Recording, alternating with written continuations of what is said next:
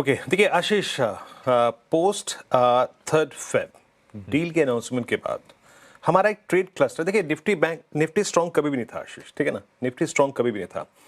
But हमारे पास एक trade range थी जिस पे थोड़ा सा हमें गुमान था, ट्रस्ट था, कन्विक्शन था। बेस्ट केस में बेस्ट टू बेस्ट में 26,000 और वर्स्ट में मतलब नीचे 25,500। बेस्ट में 26,000, वर्स्ट में 25,500 और विद इन दैट उसी के अंदर अगर आप देखें हमारे पास एक छोटी रेंज थी जिसमें हमारे पास एक 25,650 का आंकड़ा था और ऊपर था 25,820 का। कल भी मैंने ओपनिंग में कहा था कि एग्जैक्टली जब आप और शेयर थे कि अगर 25,786 का भाव जो हमें ओपनिंग में मिल रहा था, कल का जो हाई भी है, एक बार के लिए प्रॉफिट बुक कर लीजिए जो हम परसों लेके आए। क्यों? क्योंकि नॉर्मल सर्कमस्टेंसेज में हम 25,800 के ऊपर डिलीवर नहीं कर पा रहे थे आशीष, तो वो सॉरी 886 था ना, तो वहां पे प्रॉफिट भी बुक करने को बोला।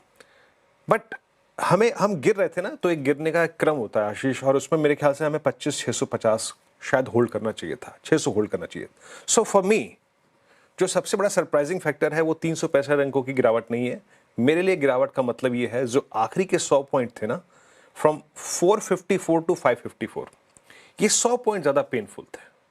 क्योंकि मैं भी कल ये मानता था कि अगर बाजार थोड़ा सा रिट्रेस हो जाए, मौका मिले री एंट्री का, तो क्लोजर टू 650 630 जहां पे 20 डे में अलाइंड है वहां पे बाइंग करनी चाहिए।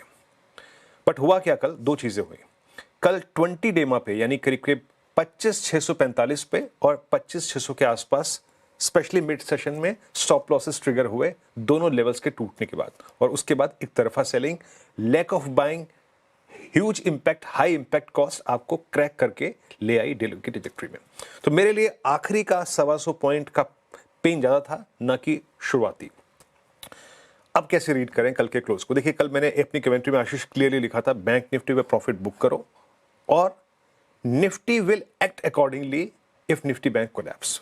क्लियरली मेंशन था लास्ट लाइन में कि Nifty bank is due for a correction, वो टूटेगा and Nifty will act accordingly. But Nifty को 25,500 नहीं तोड़ना चाहिए था, that was a huge option base, वो एक बड़ा ऑप्शन बेस था। अब आप और मैं सुबह से कई बार बात कर ही चुके हैं कि कल के इंस्टीट्यूशनल फिगर्स में ऐसी कोई शार्पनेस नहीं है।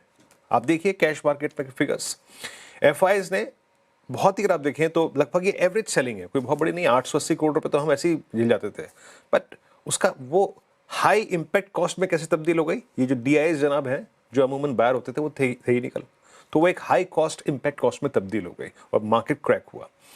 तो कैश में सेलिंग। अब आप आइए इंडेक्स में, इंडेक्स में भी आपको कोई खास पेन नजर नहीं आएगा, कोई बहुत बड़ी सेलिंग नहीं है इंडेक्स पे। और हमने क्या क्या देखा, हमने तो 5,000 करोड़ की सेलिंग देखी है, उसमें इतना कोलैप्स नहीं होता था। तो कल 587 करोड़ की सेलिंग में आप 400 पॉइंट कोलैप्स हो गए। और आपके नेट शॉर्ट कहाँ है? 1.37 लाख। वो डायग्राम नहीं, माफी चाहूंगा, लेकिन बहुत बड़ी कोई शॉर्टिंग नहीं थी।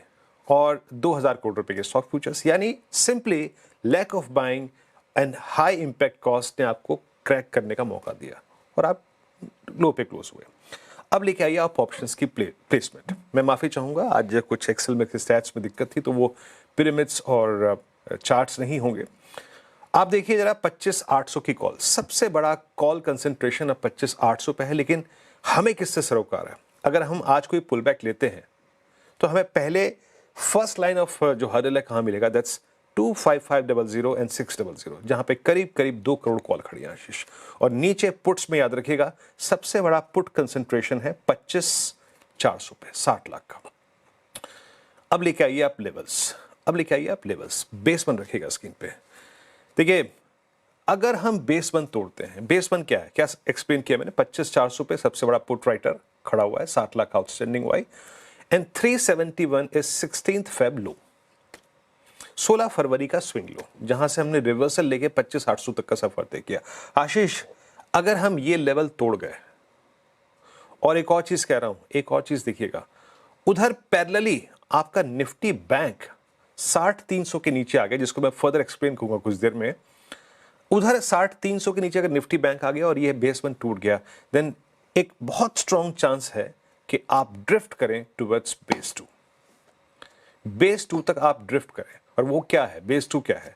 वो 300 के put writer and most specially that is 200-day exponential average. यानी जब आपने सारे ऑप्शन बेस तोड़ दिए, आपने 10 तोड़ दिया, 20 तोड़ दिया, 50 तोड़ दिया, 100 तोड़ दिया, then the last average last due average is 200-day exponential average, वो वहां आता है। तो ट्रेड अकॉर्डिंगली, बट थोड़ा देख कर भाल कर, क्योंकि आप ऑलरेडी कल 400 पॉइंट स्लाइड हो चुके हैं, तो शॉर्ट पे थोड़ा देख कर काम कीजिएगा with the trailing stop losses and strict stop losses, but below base 1 projection is base 2। मैं क्यों कह रहा हूं कि बेस 1 तोड़ते वक्त निफ्टी बैंक से कंफर्मेशन जरूर लीजिएगा, क्योंकि उस दिन भी, जिस दिन का मैं जिक्र कर रहा हूं 16 फरवरी, निफ्टी ने जब ये 371 होल्ड किया था, बैंक निफ्टी ने ही रिवर्सल दिया था 59,831 से। तो उस दिन को याद रखिएगा। आपको शॉर्ट करने के लिए थ्रस्ट की जरूरत होती है, तो वो थ्रस्ट निफ्टी बैंक को प्रोड्यूस करना जरूरी है। तो आशीष, इस तरीके से निफ्टी में मेरी अप्रोच होगी।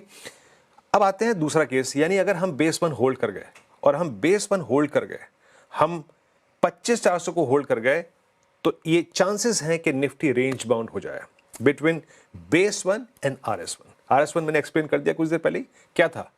पहले कॉल राइटर्स का जोन 2500 प्लस 600, ये है पहले कॉल राइटर्स का जोन। अगर आप ये क्रॉस कर गए, देन अगेन आपको थोड़ा सा एक शॉर्ट कवरिंग का रिलीफ मिलेगा टुवर्ड्स 666, 721 एंड 769। सो इनिशियली आशीष, हमको फोकस करना है between RS1 and base 1। Ashish.